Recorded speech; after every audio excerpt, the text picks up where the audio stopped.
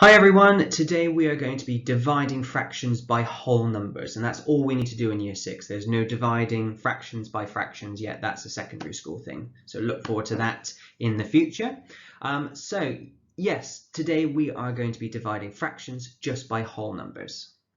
Okay, so this is a typical question you will have seen in your arithmetic test, where you've got a fraction and you need to divide it by a whole number. I'm going to quickly show you again using the area model how you can solve this visually. Okay, so again, you need to first of all draw your rectangle or your square, doesn't really matter which one. And again, using our fraction, we are going to put that along the top edge of our shape, so along here. Okay, so we need to split it into quarters: 1/4, 2/4, 3/4, 4/4. So again, I'm just going to put that on just so you can see. Okay, so now I've got my 3/4, which I'm going to shade in. So I can see I'm shading that one in, I'm shading that one in, and I'm shading that one in. So I've got 3/4 of my shape. But I need to now divide that 3/4 by 3. Okay, so along this side, we're going to divide it by 3. So going along this way, 1, 2, 3. So again, I've got 1, 2, 3. So I've divided my 3/4 by 3. So I need to check, first of all, how many boxes I've got, like I did last time. 1, 2, 3, 4, 5, 6, 7, 8, 9, 10, 11, 12.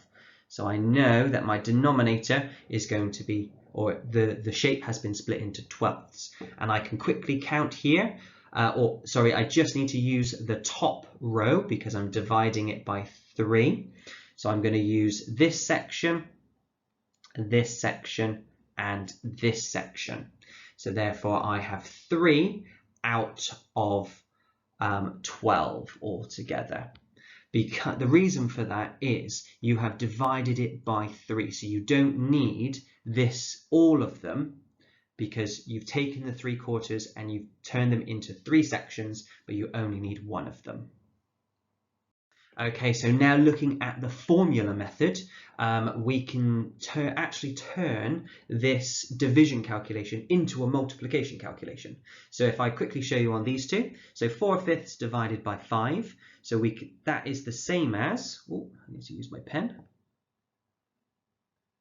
That is the same as 4/5 divided by 5 wholes. So if I wanted to express my 5 as a fraction, I would write 5 over 1, because that is 5 wholes. And then what I would then do to show the inverse of this particular calculation, I would then switch the 5 wholes around and use the inverse operation to divide. So that would be the same as 4/5 multiplied by 1/5. And then I could just use my method like I used yesterday. Multiply the numerators, multiply the denominators. So that would then be the same as 4/25. Okay, well, I'll show you once more because that's probably new to some of you, but that's absolutely fine. I'll go through one more question. So I've got 3/9 divided by 4.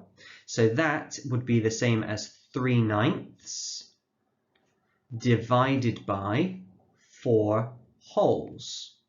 So at the moment, I could try and do it like this, but you would need a lot of calculation. But I'm going to make it easy for myself because I'm going to use the inverse calculation. So the inverse to divide is multiply. So to do that, that would mean this would be the same as 3/9 multiplied, because that would be the inverse to divide, and then I flip my second fraction. So that would be the same as multiplied by 1/4. And then I can use my method from yesterday, multiply the numerators, multiply the denominators. So 3 times 1 is 3, 9 times 4 is 36. Okay, so you could simplify that also, because they're both in the 3 times table. So 3 divided by 3 is 1, and 36 divided by 3 is 12. Okay, it's now time for you to complete your tasks for today. So there is a fluency section, a reasoning section, and a problem solving section on your home learning sheet. Good luck, and I will speak to you soon. Bye.